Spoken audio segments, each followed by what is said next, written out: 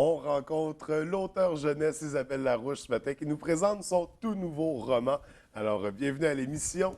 Donc, Bonjour François. donc, tu nous arrives ce matin avec un sixième tome de la collection Shawinigan et Chipcha, donc qui s'intitule Les Chacrobates. Mais avant de parler de ce sixième tome-là, il faudrait se mettre en contexte un peu de quoi il s'agit comme série avec Shawinigan et Chipcha. C'est une série qui a commencé en 2005 avec la naissance des Éditions du Phénix, qui est une maison d'édition qui est très appréciée là, des jeunes et des enseignants, tout ça. Alors, Shawinigan et Chipcha, ce sont mes vrais chats. OK. Ils existent en chair et en poils. C'est ce que j'aime bien. Dans beaucoup de poils, c'est ainsi. Puis, c'est toutes sortes d'aventures qu'ils vivent. Et puis, c'est des petites choses qui se passaient dans mon quotidien avec mon fils, avec des mystérieuses petites souris aussi qui viennent voler des objets un peu partout. Vous savez, quand on a des petites choses qui disparaissent dans la maison, les clés, des boutons de chemise, les petites souris s'en servent. Elle fabrique des choses, des inventions, et puis tout ça, ça va créer un petit climat de mystère, de découverte, de suspense dans l'histoire. Évidemment, dans les suites, parce qu'il y en a plusieurs dans la série, on est rendu au tome 6, eh bien là, on va suivre les aventures des chats, mais aussi de leurs amis, parce que vous savez, je ne sais pas si vous avez un animal à la maison, mais ils se promènent, ils font des rencontres. On pense qu'ils ont des petites vies bien rangées. Hein, mais Ils ont une vie secrète. Ils ont une vie secrète. Puis moi, j'en ai des petits indices comme ça. Puis c'est à partir de ça que je vais écrire les histoires. Là. Donc, toujours avec les jeux de mots autour Oui, de Shawinigan, Chipcha. oui, On retrouve la sonorité de chat dedans. Là. oui, Pour ce tome-ci, les chacrobates. oui. On tombe dans quoi avec les chacrobates? Bien, vous devinez, c'est l'univers du cirque. Et tout ça, c'est l'inspiration est arrivée. Vous savez, maintenant, je suis native de la région, mais j'habite dans une ville qui s'appelle Sainte-Moustache.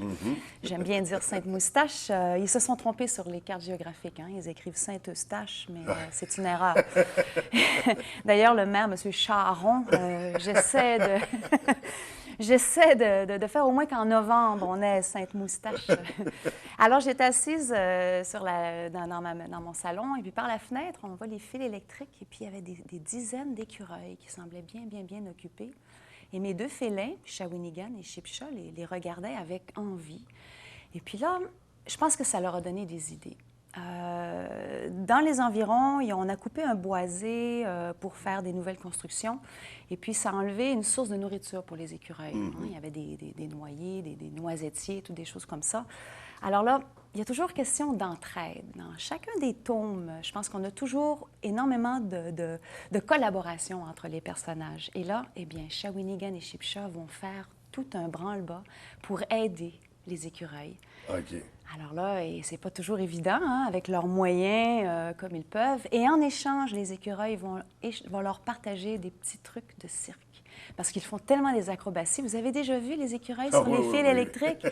C'est fascinant ce qu'ils peuvent faire. Ils peuvent sauter d'un arbre à l'autre. Alors, vous voyez sur la page couverture, les illustrations de Nadia Berghella, à chaque fois, elle me fait tellement un plaisir énorme quand je vois les illustrations qu'elle donne. Oui. Et on voit sur la page couverture mon Chipcha qui est en train de faire un saut périlleux. Hein. Il est en train de tomber dans les bras des lecteurs qui l'attendent.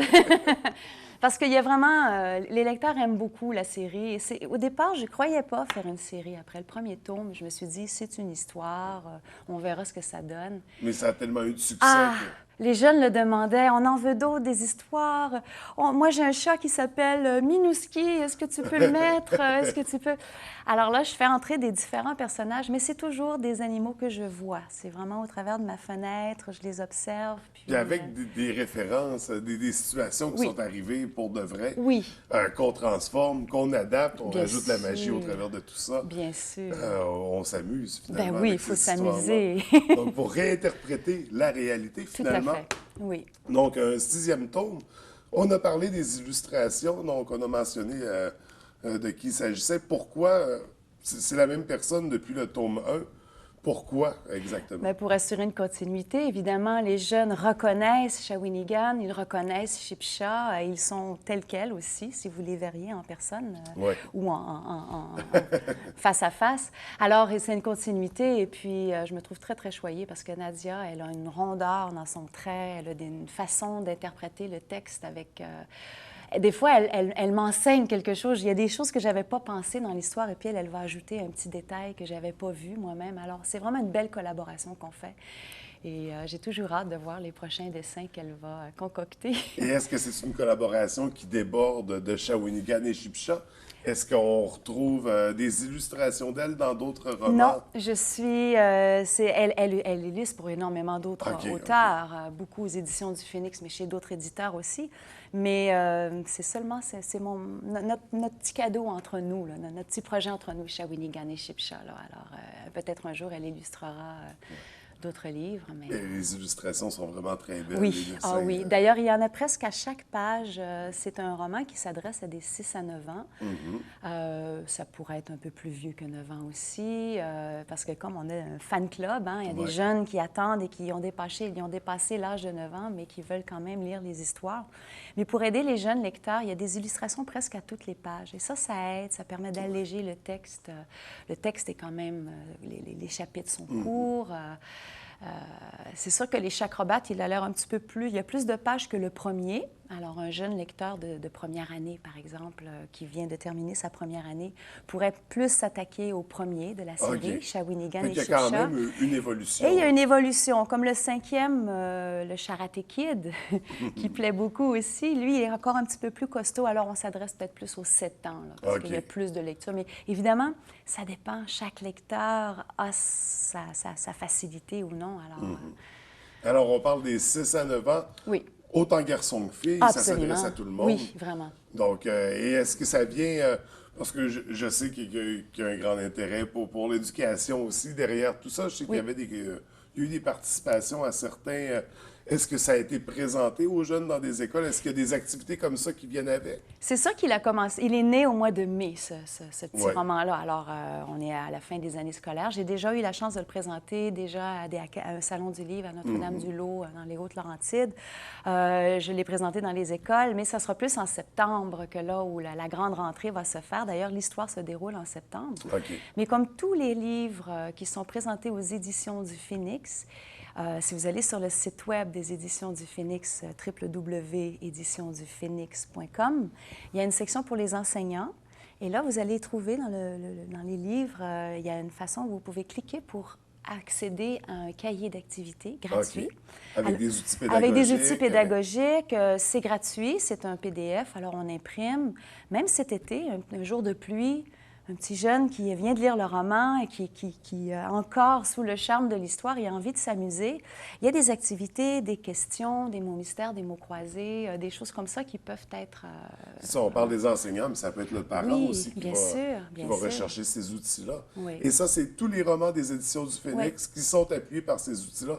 C'est quand même intéressant. C'est une mine d'or. Oui, absolument. Oui. Donc, puis ça incite le jeune à s'intéresser à la littérature, puis à comprendre aussi, à comprendre l'expérience. Oui, puis aller au-delà, parce que c'est le cahier d'activité, on a des questions sur les chapitres de compréhension, mais on a aussi les sujets qui sont traités. Comme là, ici, on parle du cirque. Alors, on a différents numéros de cirque. Qu'est-ce qu'un fakir? Qu'est-ce que le mât chinois? Il y a toutes sortes de disciplines dans le cirque que certains jeunes connaissent, parce que dans les écoles, des fois, on va, dans les cours d'éducation physique, on va avoir une initiation au cirque, mais...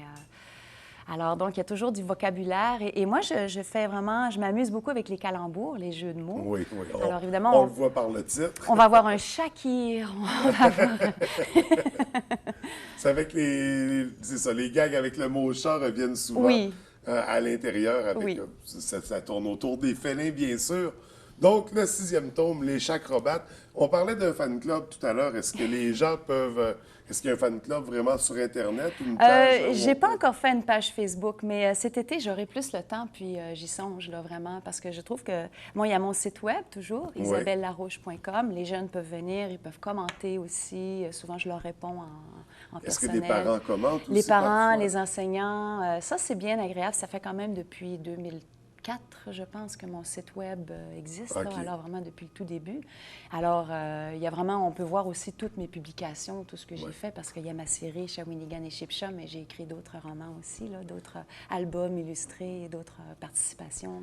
Et qu'est-ce qui revient quand un parent vient faire des commentaires? Qu'est-ce qui revient le plus souvent de ces commentaires-là? Souvent, et c'est celui qui me fait le plus plaisir, c'est que Shawinigan et Shipsha est le premier vrai livre à chapitre que mon fils ou que ma fille a lu. Alors là, ça me fait plaisir parce que c'est comme, c'est la première fois qu'il faisait le pas en quittant l'album illustré où il y avait le support de l'image très, très, très, très important. Et que là, il se lance, un peu comme un petit chacrobate, sans filet, dans un texte où, là, l'imagerie doit se faire en tête, même si les chapitres sont courts, comme je vous disais tout à l'heure, les phrases sont courtes, le vocabulaire est très accessible pour les jeunes. C'est de la littérature pas. jeunesse. C'est un pas à faire. Un jeune, quand il lit son premier livre à chapitre, quand j'étais enseignante, je l'ai été pendant 17 ans, et mes élèves, ils étaient fiers. C'est un livre de grand. Alors ça, c'est quelque chose que les parents, souvent, ils me disent. Ou bien, mon fils n'arrivait pas à dormir, il a fallu que je le gronde parce qu'il voulait continuer à lire un autre chapitre. Quand même. Donc, Ouais. ça peut être le tremplin de la longue aventure de la littérature. Le ce livre-là. tremplin, oui. Donc, on débute avec ça pour les jeunes. C'est une série à découvrir. Oui. Mais pas juste la série. Il y a toutes sortes d'autres romans jeunesse Oui. dont on a parlé dans des entrevues précédentes. D'ailleurs, un livre qui t'avait valu le titre de...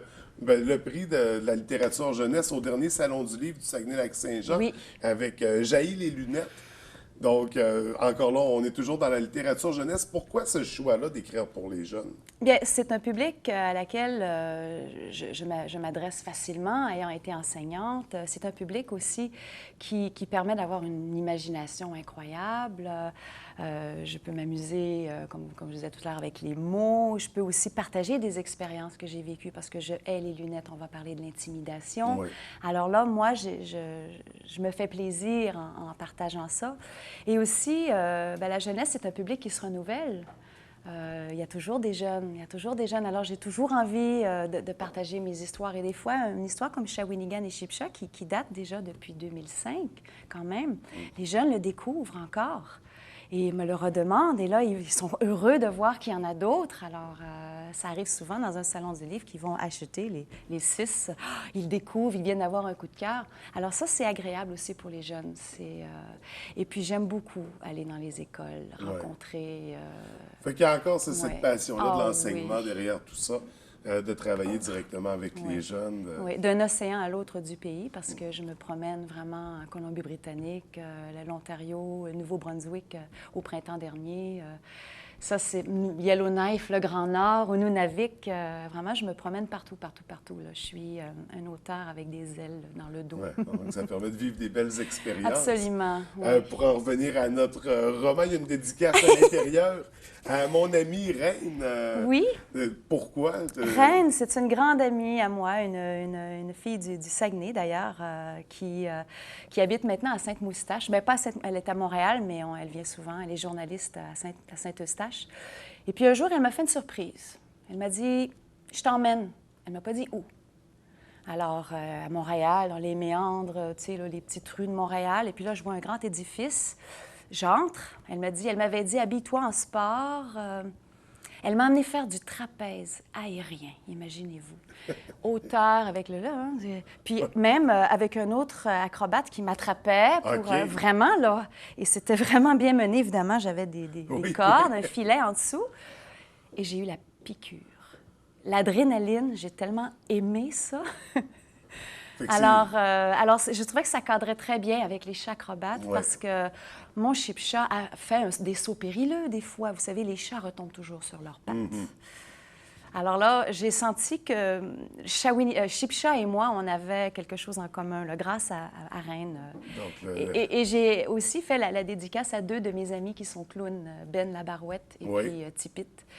Alors, mes 2 grands amis qui sont clowns, alors je ne pouvais pas les oublier dans la dédicace. on reste dans l'univers du cirque au Absolument. travers de tout Oui, ça. oui. Donc, des amis qui ont aidé, qui ont inspiré à l'écriture de ce livre, tome 6.